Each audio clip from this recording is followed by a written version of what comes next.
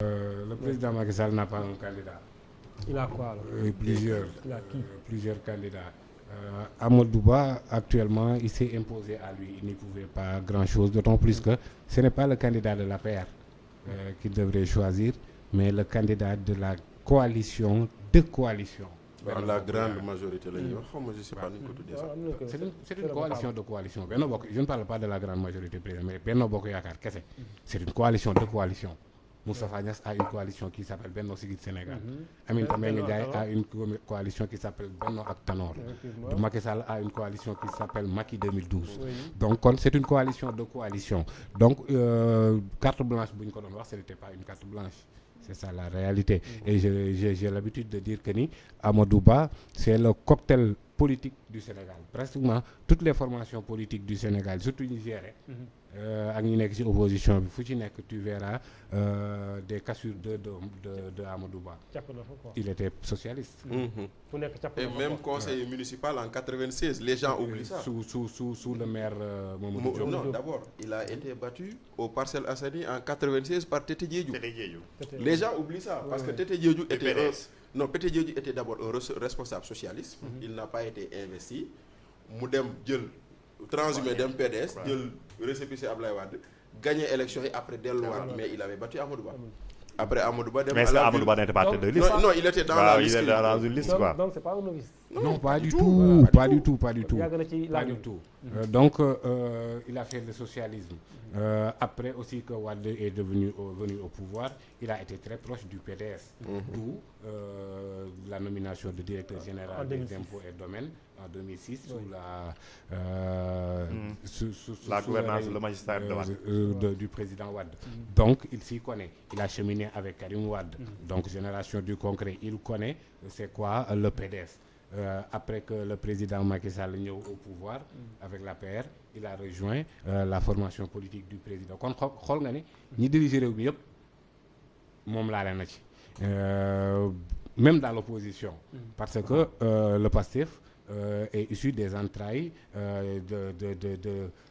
du syndicat des impôts.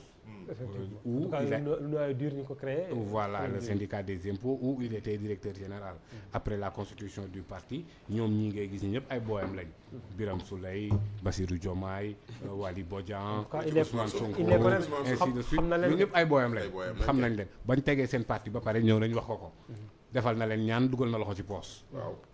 Et l'un de ses conseillers techniques était même membre fondateur de l'APR. Jalika Ba. Non, il n'est pas de Pastef, mais il était du Pastef. Les textes du Pastef, yooyu yëpp moom la te moom mooy conseil technique numéro 1. Kon donc Amadou Ba, c'est le cocktail politique du Sénégal. Il casse ses œufs dans tous les omelettes. te gis nga posture bi mu am ba mu yegg si fii daanaka yuuxuwul xulloowul xataraayuwul deful dara dafa def tekk wan ko yoon bi ba fii mu teg nii nekk le candidat de Benno Bokk Yaakaar. Est-ce qu'il a tort de cacher ou bien de taire ses ambitions présidentielles? S'il faisait autrement, il se les liquidait. Autrement, il allait liquider parce que boo xoolee posture président Macky Sall kuy fay lay bañ def la tegee ne la.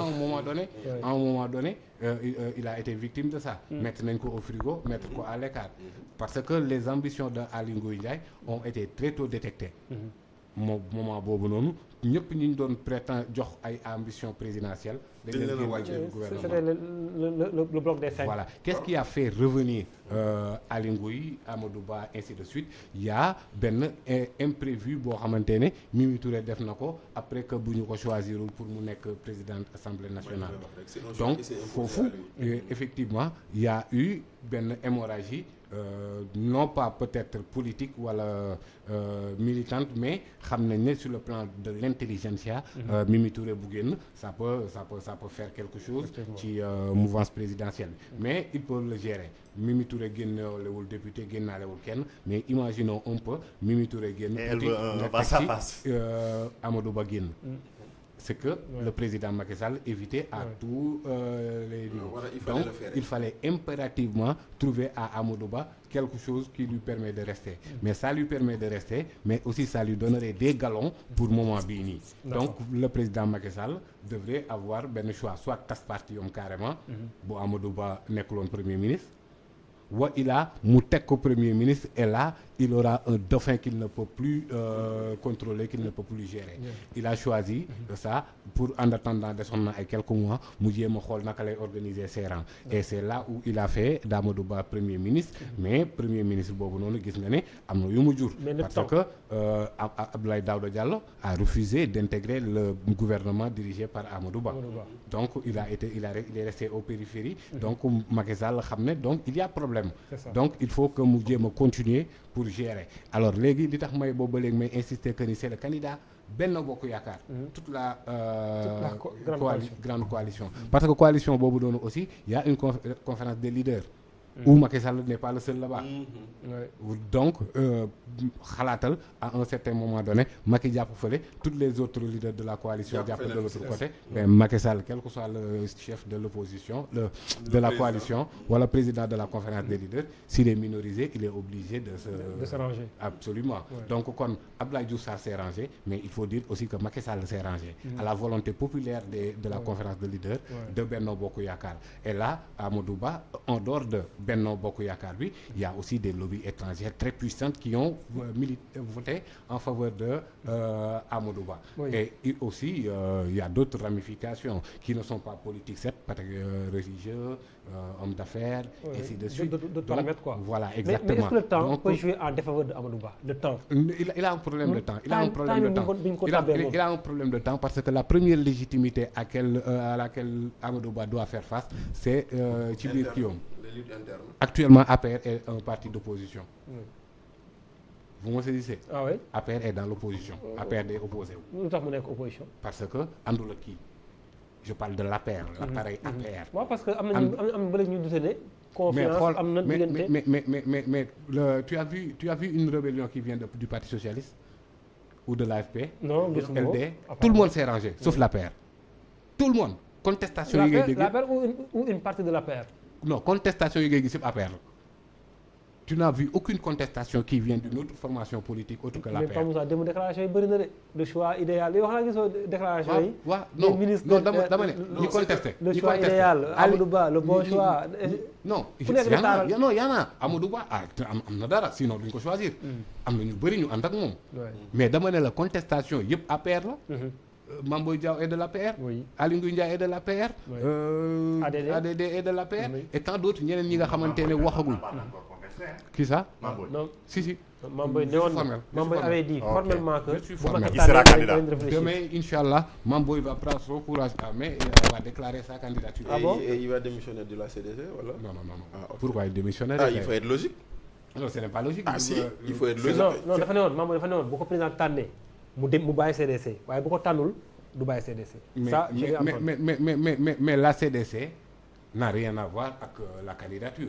Parce que la CDC, c'est la confiance du président qui lui a nommé par décret. Si la confiance n'est pas réciproque, mais toi, tu le reprochais tout à l'heure à Aly Ngouille. Je n'ai pas dit ça. Dama ne am na logique politicienne mais dama ne ci charge yi nga yor pour servir les Sénégalais. Man laa wax personnellement. Non d'accord, yow tu as parlé de confiance. Ma ne mais la confiance c'est à deux sens. Macky a confiance en Mame Boye Diao mais Mame Boye n'a pas confiance en Macky pour penser que son candidat. Donc il y a un problème. Pas du tout. Moo tax si tu me laisses continuer ma logique di nga xam ne Mame Boye ak Macky réeroowuñu. Même su fekkee Mame Boye dafa nar a dem. loolu mooy Mame Boye.